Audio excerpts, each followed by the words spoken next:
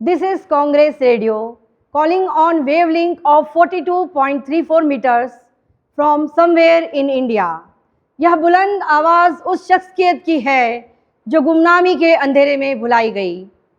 मैं डॉक्टर अंशु भारद्वाज, प्राध्यापक इतिहास, प्रधानमंत्री कॉलेज ऑफ एक्सीलेंस, शासकीय माधव महाविद्यालय उज्जैन, आपके सामने चर्चा करना चाहूँगी सीक्रेट रेडियो ट्रांसमीटर संचालिका सुश्री उषा मेहता की, जिन्होंने भारत छोड़ो आंदोलन के दौरान गांधी, नेहरू, पटेल तथा अन्य आंदोलनकारियों के भाषणों का प्रसारण अपने इस रेडियो ट्रांसमीटर से किया।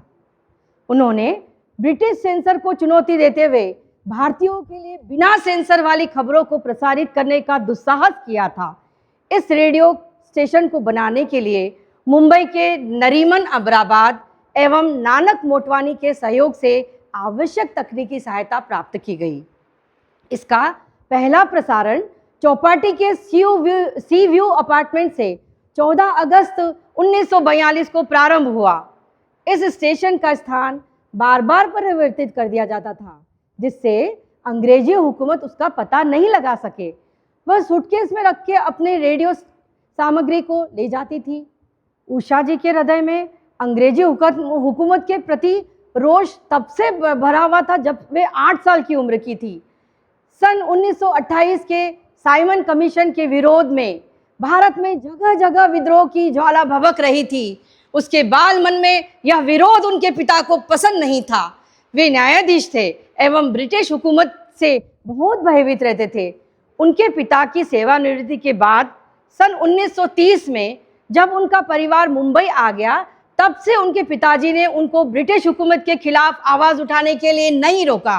पिताजी ने कहा, जब एक चिंगारी मशाल जलाती है तो वो चिंगारी नहीं, स्वयं मशाल बन जाती है। उषा, तुम क्रांतिकारी नहीं, खुद क्रांति बन चुकी हो। तुम्हारा संघर्ष ही वह पंख है जो हमें आज़ाद भारत की उड़ान पर ले जाएगा।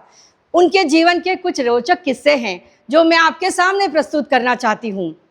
एक बार उनके स्कूल के अध्यापक को एक अंग्रेज अधिकारी पीट रहे थे। सारे बच्चे भाग रहे थे, लेकिन उषा वहीं पर डटी रही। यह प्रसंग उनके जीवन में नासूर बन गया और तभी से उन्होंने अंग्रेजी हुकूमत के खिलाफ कदम उठाने का संकल्प ले लिया। इस प्रकार एक बार अंग्रेज अधिकारी की कार से एक बच्ची कुचल गई थी। उसके विरोध में लोगों ने प्रदर्शन किया। वह भी उस विरोध में शामिल होना चाहती थी। उनके पिता उनको शामिल होने देना नहीं चाहते थे और उनको एक कमरे में बंद कर दिया। वो रात भर रोती रही, लेकिन उनकी बुआ जी ने उन्हें हिम्मत दी। उन्होंने उनको सारे गहने दे दिए और कहा, बच्ची, मेरा तो बुढ़ापा है, मैं आंदोलनकारी नहीं बन सकती, पर तुम्हें सहयोग जरूर दूंगी। इस प्रकार एक बार राममोहन लोहिया जी को अंग्रेज सरकार बंदी बनाना चाहती थी, उन्हें खोज रही थी। तब भी अंग्रेजों ने उन्हें बहुत प्रलोभन दिया और उनसे कहा कि आपको अपनी मनचाही नौकरी दे दी जाएगी। यदि आप इंग्लैंड में पढ़ाई करना चाहती है तो वो भी सुविधा आपको उपलब्ध कराई दी जाएगी। लेकिन उषा मेहता किसी प्रलोभन में नहीं आई, वह चुप रही। यह खुफिया रेडियो लगभग 3-4 माह तक 12 अगस्त से लेकर 12 नवंबर तक चलता रहा। उनके इस खुफिया रेडियो का पता जब पता चला तो अंत में उनको गिरफ्तार कर लिया गया। उन्होंने जो भी कार्य किया इतिहास के पन्नों में अंकित है और जब वो गिरफ्तार हो गई तब तक उन्होंने अपने खुफिया रेडियो के संचालन को तो बंद कर दिया, पर खुफिया पत्र जो है वो जारी रखे। उन्हें पुणे की यरवदा जेल में 1946 तक रखा।